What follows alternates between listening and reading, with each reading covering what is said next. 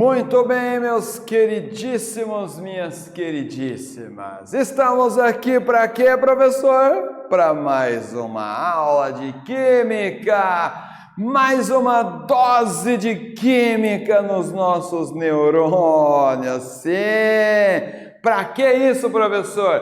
Para esses seus neurônios ficarem turbinados, ficarem bombados de química.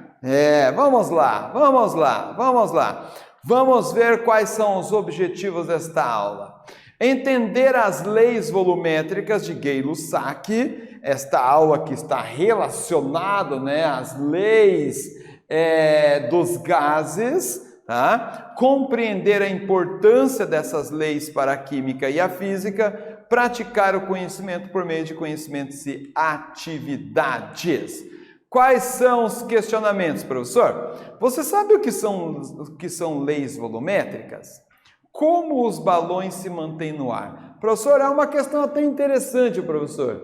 Como, professor, que dá para saber se o balão vai subir, vai descer, se ele vai comportar a quantidade de peso, professor? É uma curiosidade, professor. Eu quero entender, eu quero esta aula, professor. Eu quero devorar esta aula, professor. Gostei, hein? Gostei mesmo. Olha, esta pergunta pode ser respondida por meio de princípios da dilatação da física. Ou seja, quando uma massa de ar é aquecida, ela vai se expandir e torna-se menos densa. Tá? Então, vai tornar-se menos densa que o ar atmosférico e, uma vez que é menos denso, ele vai flutuar no ar. Pense uma bola de isopor. Você joga na água. Por que a bola de isopor flutua? Porque a bola de isopor ela é menos densa que a água, então ela flutua. Para algo flutuar no ar atmosférico, ele tem que ser menos denso que o ar atmosférico. E é isso que acontece nos balões, tá? Quando uma massa de ar, de gás, ela é aquecida, ela vai se expandir. Ao se expandir, ela torna-se menos densa que o ar atmosférico e automaticamente ele vai flutuar. Bom, vamos lá. Olha, veja aqui, ó.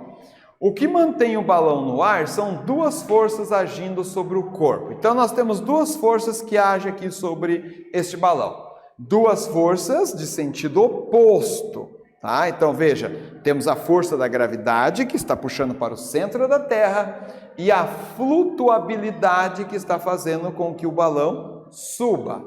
E o que acontece? Veja só, para se manter no ar, a flutuabilidade tem que ser maior que a força da gravidade.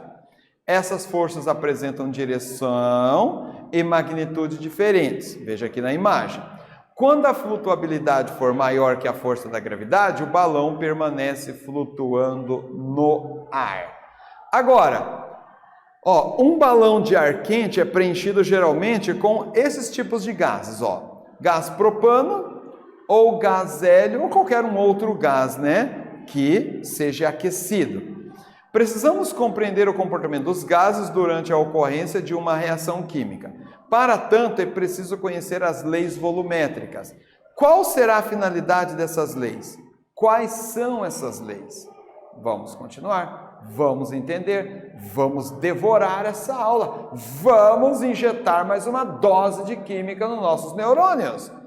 As leis volumétricas têm como finalidade descrever o comportamento dos gases por meio da relação matemática, por meio de relações matemáticas. A principal das leis volumétricas é a lei enunciada por um cientista chamado Gay-Lussac, mas também temos a lei de Avogadro e a lei de Charles. Vamos vê-las aqui.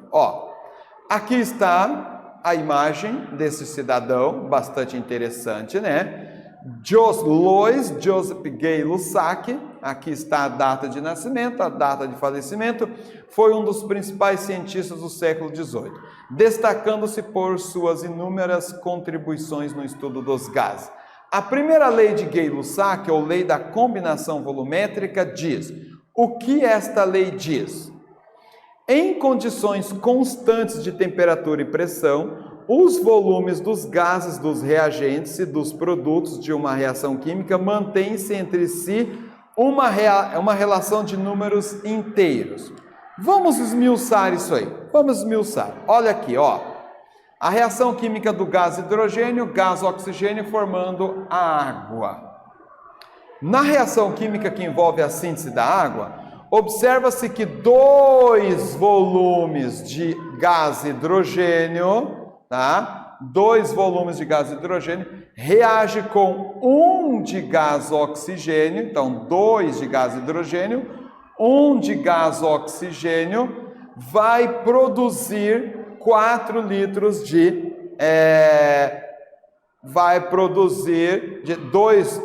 de gás oxigênio, produzindo 2 volumes de água.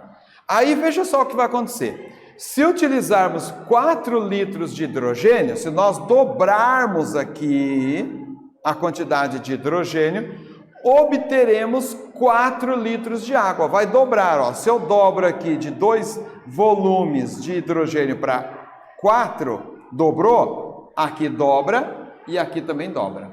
Para 4 volumes de água serão utilizados, então, 2 litros de oxigênio na reação química. Então, aqui está um exemplo prático desta lei, a lei de Gay-Lussac.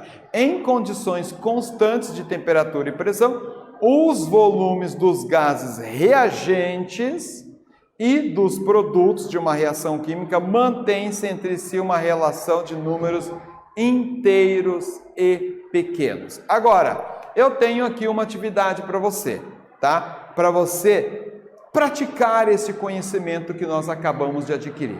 Veja só, ó, aqui nós temos a reação química, gás nitrogênio, gás hidrogênio, nesta ocasião formando o gás amônia.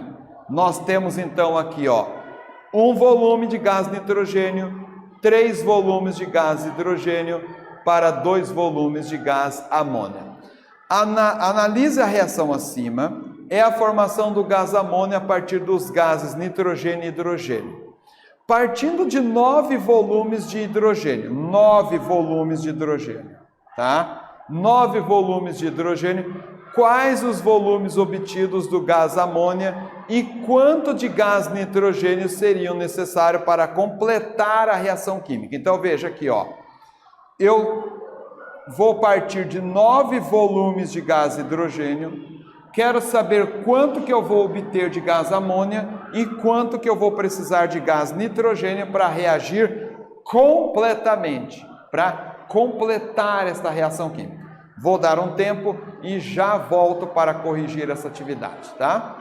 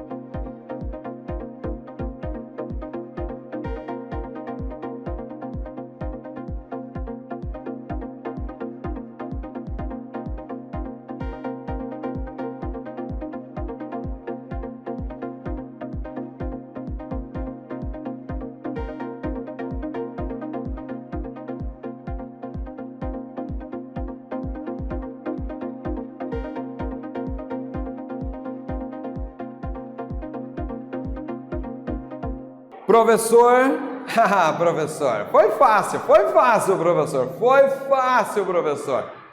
Eu sei porque foi fácil, é porque é você, porque você é dedicado, você é aplicado, você é competente, então torna-se fácil para você. Vem aqui. Sim, olha só, ó. Eu multipliquei por 3, é o triplo. 9 volumes é o triplo deste volume inicial de gás hidrogênio. Então, se eu tripliquei aqui, eu vou triplicar aqui, o tríplico, 3 vezes 1 vai dar 3, e o triplo de 2 é 6. Então, eu vou obter 6 volumes de gás amônia e vou precisar de 3 volumes de gás nitrogênio para completar a reação química. Agora, professor, e esse cidadão que está na tela aí, professor? Mais um cidadão importante. Você vai ouvir falar muito dele, tá? Avogadro, Amadeu Avogadro. A partir da teoria atômica aceita na época de Dalton, esse cidadão Avogadro, ele elaborou a hipótese que diz o seguinte, ó: volumes iguais de gases diferentes, a mesma temperatura e pressão, contêm o mesmo número de moléculas. Não, professor. Não, professor, só vou acreditar porque o senhor está me falando e o senhor é um professor sério, que embasa tudo pela ciência as suas aulas. É isso aí mesmo. Nós aqui do Aulas Paraná somos competentes, somos muito sérios. O que nós falamos aqui, assina embaixo, tá bom? Exatamente isto, exatamente isso. Se você tem um dado volume de gás hidrogênio e um dado volume de gás oxigênio, dadas as mesmas condições ambientes, se for volumes iguais, terão a mesma quantidade de moléculas, independente do gás que for. Veja só, ó, a partir dessa hipótese, ele determinou a constante de Avogadro. Essa constantezinha aqui, que é muito utilizada na ciência, muito utilizada mesmo, tá? 6,02 vezes 10 elevado a 23, que nós também usamos para ser um mol, número de Avogadro. Tão importante para a química, muito importante. Agora vamos ver a lei deste outro cidadão que está na tela aí, a lei de Charles. Está aqui a foto dele, ó. O físico francês Jacques Alexandre César Charles. Aqui o ano de nascimento, o ano de falecimento. Dedicou-se aos estudos sobre o efeito da temperatura no volume de um gás a pressão constante. Assim, a lei de Charles é a lei que afirma que que os gases sofrem expansão quando são aquecidos. Então, Charles observou isso, que um gás, ao ser aquecido, ele vai se expandir, e ao se expandir, ele vai se dilatar, vai diminuir a sua densidade. Tá? Essa lei, na realidade, é uma compilação da segunda e da terceira lei de Gay-Lussac, em que uma das leis se refere ao comportamento dos gases quando o volume é constante, e a outra lei refere-se à situação em que a temperatura aumenta proporcionalmente à pressão aplicada. Olha só, vamos retornar à questão dos balões. Vamos retornar. Ó, além de se dedicar aos estudos dos gases, Charles também desenvolveu pesquisas na aerodinâmica. Foi ele quem teve a ideia de construir um equipamento movido a gás, cesto de vime, válvula, rede, suspensões e pilotagem por meio de lastros. O primeiro balão levantou o voo em 1873 e percorreu uma distância de 36 quilômetros, chegando a uma altura de 3.300 metros. É algo significante para a época, hein? Veja lá, hein? Por favor. Lembrando que a lei de Charles informa que o gás, quando aquecido, sofre expansão. Portanto, se hoje temos o balonismo, balões em festas e tudo mais, graças aos estudos desses expoentes, desses homens da ciência e também mulheres. Sim, muitas mulheres contribuíram para a ciência. Nós não vimos aqui nesta aula em específico, mas sim, você está representada na ciência também, minha querida aluna. Aí você também pode fazer ciência, você também pode se tornar uma cientista brilhante. Agora, veja só, olha, que coisa interessante, né? Lindo, lindo, lindo, lindo, lindo. Mas, assim como a rosa é linda, tem os seus espinhos. Isso indica que nós devemos ter cuidado, cautela. Balões, balonismo é maravilhoso, é gostoso, é lindo, mas toda atividade humana tem que ter responsabilidade e cuidado. Por quê, professor? Porque quantos incêndios, quantas tragédias não são provocadas por esta atividade? De maneira irresponsável.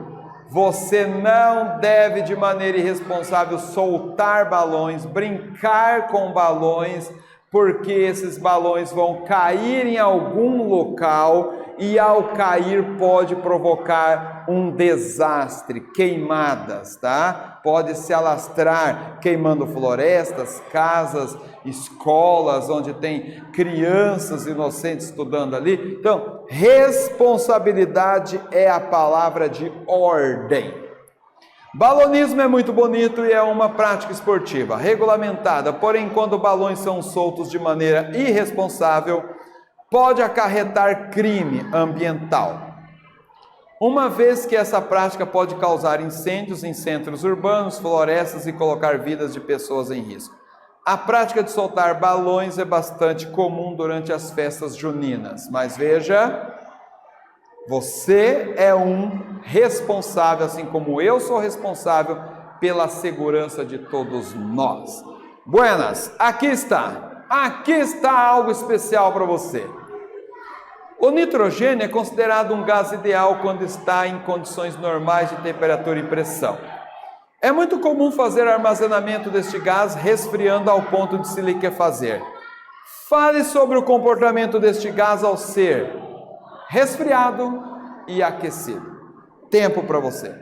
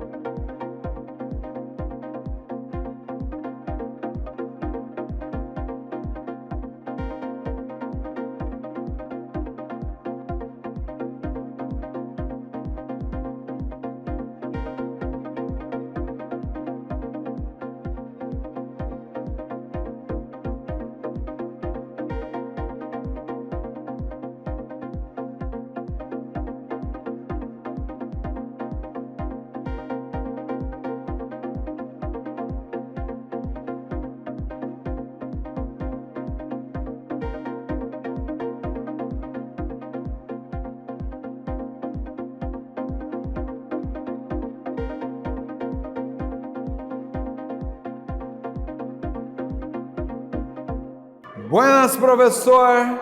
Essa atividade aí foi fácil, professor? Sim, professor. Os gases, como todos os materiais, quando são aquecidos, se expande, quando são resfriados, se comprime. Exatamente, exatamente. Olha, ao ser aquecido vai ocorrer a expansão.